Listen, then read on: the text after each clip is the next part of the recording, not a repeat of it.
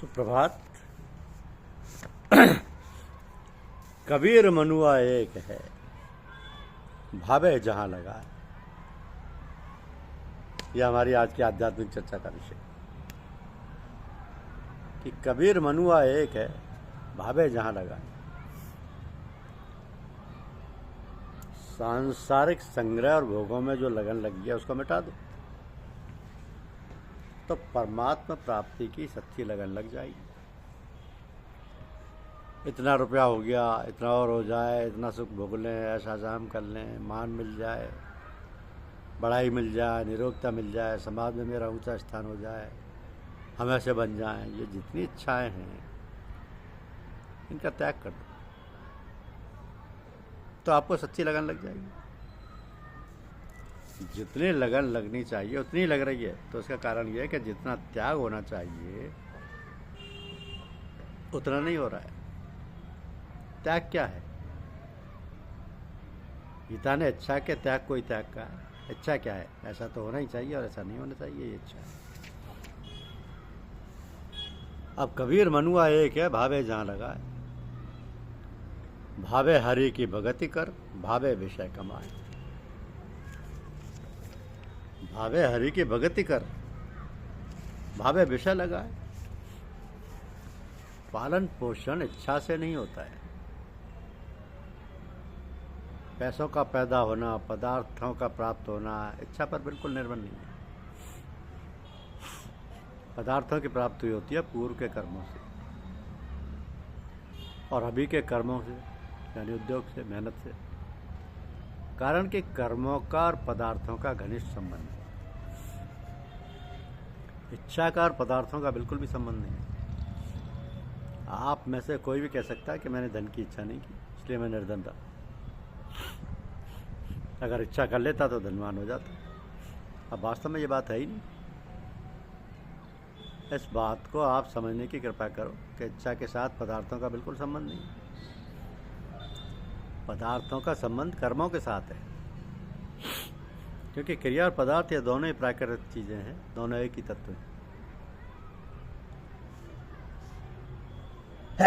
तो पदार्थों का संबंध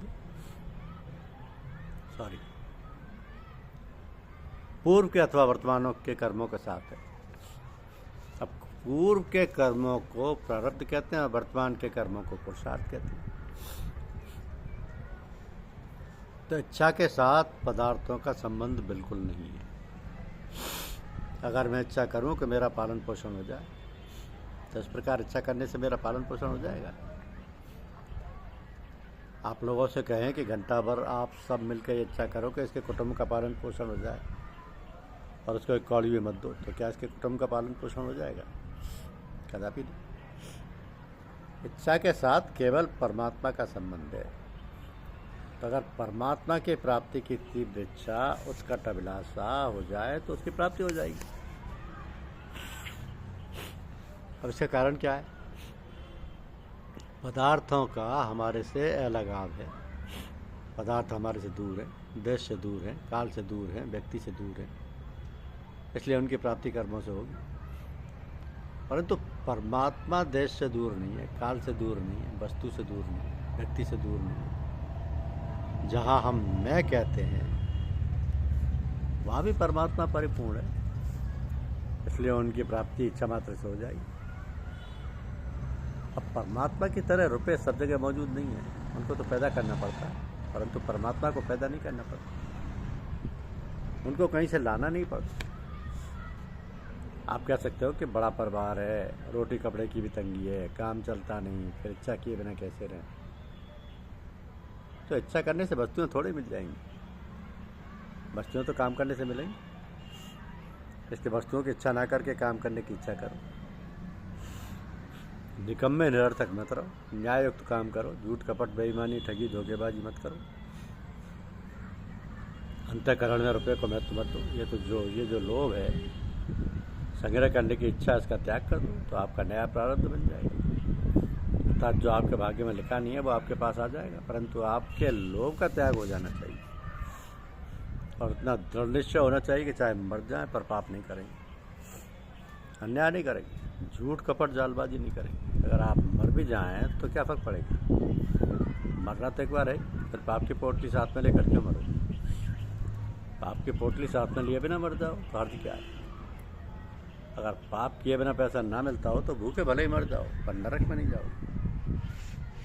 अगर आप पाप करके जियोगे तो नरकों में ही जाओ, नरकों से बचे नहीं सको, ब्रह्मा जी भी नहीं बचा सकेंगे। अतः अच्छा कर्तव्य की करो, निकम्मे मत रहो। इस विषय में ये जान लेना जरूरी है कि भगवान ने सबसे श्रेष्ठ मानव शरीर दिया है। ऐसे मानव शरीर का समय श्रेष्ठ से श्रेष्ठ कामों में लगाने के लिए है, और समय को बर्बाद करना बड़ा भारी नुकसान है। रुपया पे फिर पैदा हो किया जा सकता है। जवान बेटा मर जाए तो छोटे बालक हैं, वे जवान हो सकते हैं। गृहस्थों के नए पैदा हो सकते हैं, परंतु उम्र किसी भी रीति से पैदा नहीं होती, वो तो नष्ट ही नष्ट होती है। पैसों का तो आप बहुत ख्याल रखते हो, एक एक पैसा सोच समझ कर खर्च करते हो। अगर हवाई जहाज़ को देखने में 4-5 मिनट खर्च कर दे तो क्या फ़ायदा निकला, बताओ? स्वास्थ्य सुधरा कि समाज सुधरा? रुपये मिले कि भगवान मिले, क्या मिला? आपको समय रूपी जो असली धन मिला हुआ है उसको बर्बाद क्यों करते हो? अगर आप सावधान रहो, समय को बर्बाद ना करके उसे अच्छे से अच्छे उत्तम से उत्तम काम में लगाओ, तो लोक में परलोक में दोनों जगह आपकी उन्नति होगी, इसमें संदेह नहीं।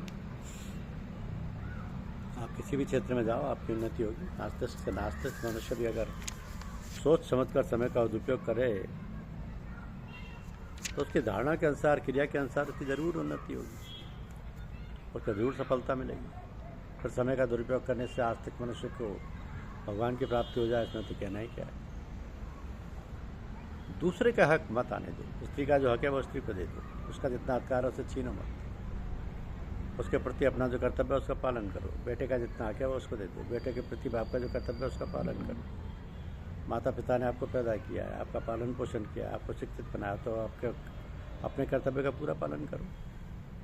आप पर उनका जो अधिकार है उसकी रक्षा करो, उनका हक उनको दे दो, कपूत मत कहला। ऐसे ही पड़ोसी है, व्यापारी है, जिनसे व्यवहार आदि करते हो, उनसे उनका हक मत आने दो। उनके साथ स्नेह का, ईमानदारी का व्यवहार करो। इस तरह हर जगह सावधान रहना। इतना करने पर भी पूरा ऋण अदा नहीं होगा, परंतु नया ऋण नहीं चढ़ेगा। पुरुषार्थ करो, निकम्मे मत रहो, सत्संग करो। धन्यवाद। यूट्यूब चैनल को लाइक और सब्सक्राइब अवश्य कीजिए।